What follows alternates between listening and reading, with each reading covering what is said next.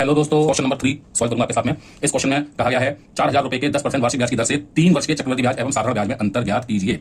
3 वर्ष का, ठीक है। तो इसमें हमें दिया क्या है, पहले वो लिखेंगे। हमें दिया है मूलधन 4,000 रुपए है, दर 10% वार्षिक है और समय 3 वर्ष है। और हमें क्या करना है, हमें क्या करना है, चक्रवृद्धि ब्याज और साधारण ब्याज का अंतर 3 साल का, ठीक है। तो आपको पता है कि साधारण ब्याज तो आपको पता है क्या होता है। तो मूलधन आपका 4,000 रुपए है, दर आपकी 10% है और समय है आपका 3 वर्ष और बटे 100। तो ये 0 से 2 0 से 2 0 कट जाएंगे और ये आपका आ जाएगा 10 या 30, या इसको पहले कर लेते हैं 400 या 1200।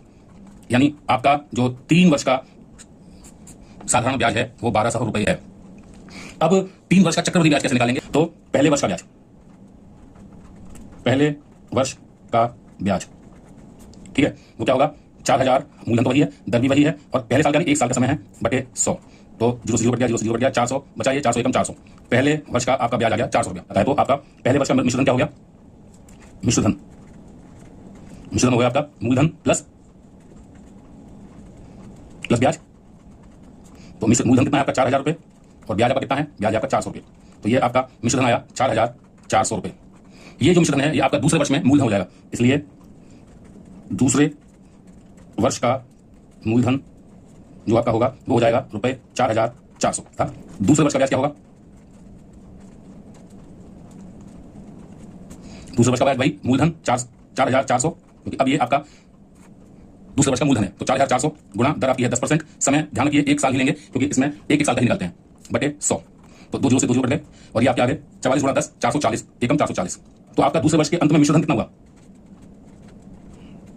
आपका मिश्रधन हुआ, पिछले वर्ष का मूलधन कितना था? दूसरे वर्ष का 4,400 प्लस 440 रुपए आपका और जुड़ गया, तो ये कितना हो गया?